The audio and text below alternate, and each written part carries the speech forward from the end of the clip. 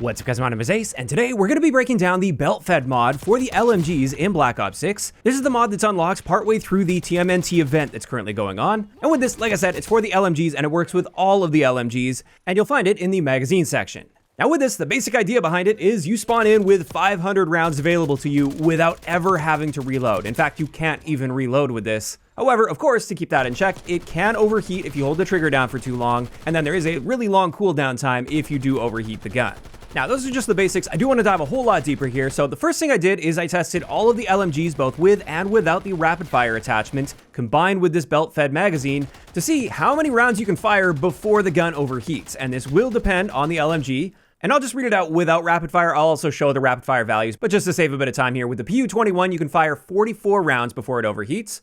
With the XMG, you fire 47. With the GPMG, you can fire 50 rounds, and then finally with the Fang 82, you can get 39 rounds off before you overheat. So there is a general trend where the higher the fire rate, the more rounds you can get off, which would make sense if this were on a set timer, so you can fire a certain amount of time before it overheats, but it's not on a timer either. The next value I'm going to share here is how long you can hold the trigger down before overheating with these guns. And you can clearly see it's not a time-based thing. Like with the Fang 82, you can hold down the trigger for 5.1 seconds before an overheat, whereas with the PU-21, it's just 3.5 seconds. So it's a little bit strange. It's not based on the number of rounds you fire. It's not based on the amount of time that you're firing for. But again, there is a general trend where the slower the fire rate, the fewer rounds you can fire before you overheat. And it seems like they just balance it on a gun-by-gun basis here. Now, you guys know me. I like my math, so I wanted to do a little bit more math here. And a couple other values I wanted to show here are, first off, how much damage overall you can deal if you were just holding down the trigger until you hit that overheat timer. And second, how many kills could you theoretically get if you held the trigger down nonstop and didn't miss any bullets? Now, I know that's obviously a very unrealistic scenario, but this at least gives sort of a baseline on roughly how effective the gun will be and how often you'll end up hitting that overheat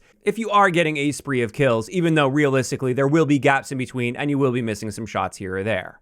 And as you can see here, with the PU-21, you can get 11 kills. With the XMG, 12 kills. GPMG, only 10 kills. And finally, the best one here is the Fang 82 with 13 kills. And effectively, what I'm just trying to show here is with the GPMG-7, for instance, it's more likely that as you're going on a spree of kills, that you will end up overheating the gun compared to something like the Fang 82, where there's a lot more forgiveness there just due to the rate of fire combined with the damage and how long it takes to overheat.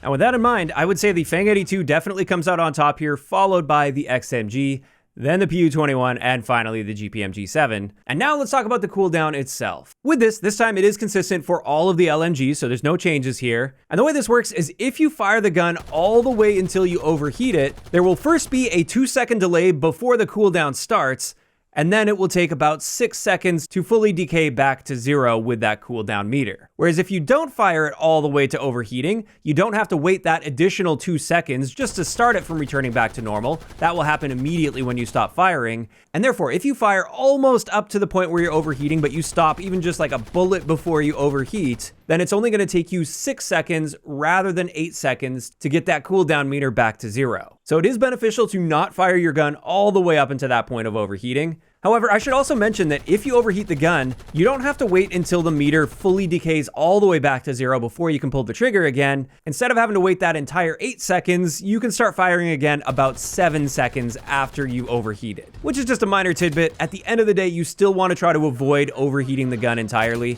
and you're always better off firing right up until the threshold and then stopping yourself.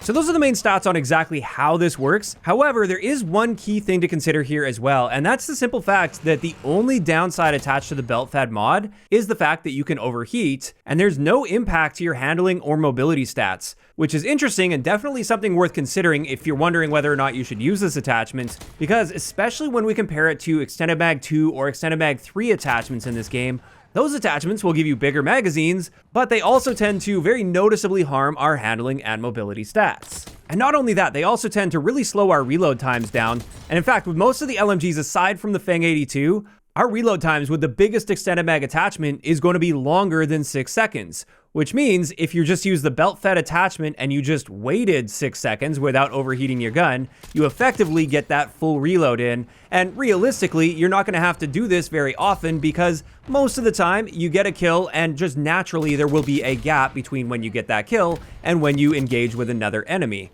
which means you're kind of just always automatically reloading in the background, and as long as you're managing your cooldown right, you'll never actually have to think about reloading, which is one of the big downsides of using an LMG. And this fact can definitely make this mod quite attractive depending on the playstyle you're going for.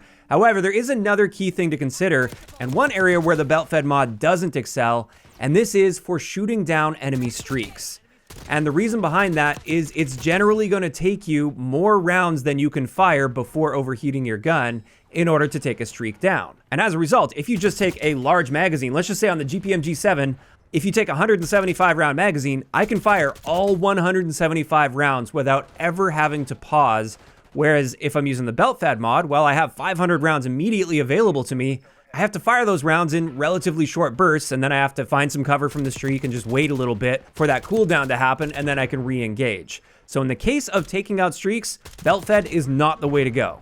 Additionally, if you play the tiny map playlists where you're on like Stakeout 24/7, for instance, or Bullet 24/7, where the gaps between engagements tend to be a lot smaller, and therefore you have less time for those cooldowns, that's another case where you may actually just be better off with taking a big extended mag into the match, and then you can basically just get a ton of kills before ever having to even think about reloading, and more often than not, you'll just die before you have to actually reload. Whereas with the belt-fed mod, you may end up overheating it if you're playing a bit too aggressively with it.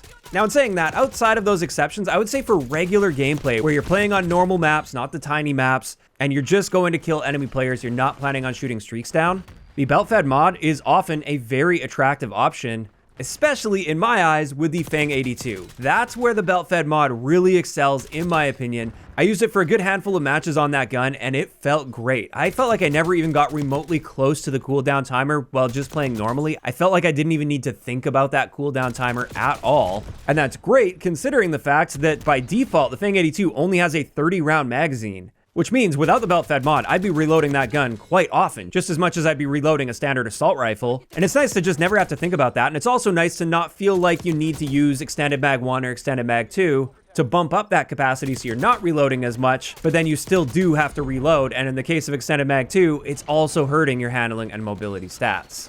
And this just reminded me of one last point that I forgot to mention so far, and this is the fact that if you are using the belt-fed mod, you can't replenish any ammo based on my testing. So Scavenger doesn't replenish ammo. The Assault Pack doesn't replenish ammo. So when you spawn in with that 500 rounds, that's all you get. Now, realistically, even if you actively tried to deplete all 500 rounds without dying, I think you would have a hard time doing that. So even if you're going on a big streak, you're probably just fine. I've even been on a few 20+ streaks so far with this and still had hundreds of rounds to go. So not a huge concern, but definitely something worth mentioning.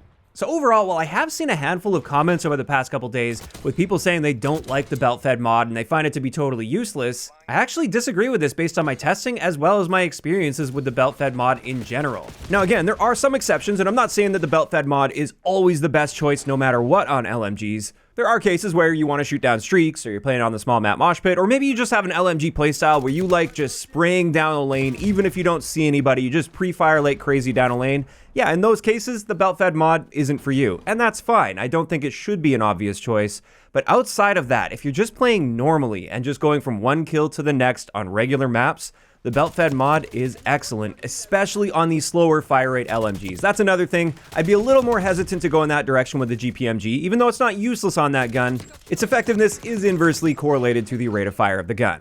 And like I said, especially with the Fang 82, that is now a go-to attachment for me, and it makes the gun feel really nice. Well, that combined with the fact that the Fang did get some nice buffs with the Season 2 Reloaded updates.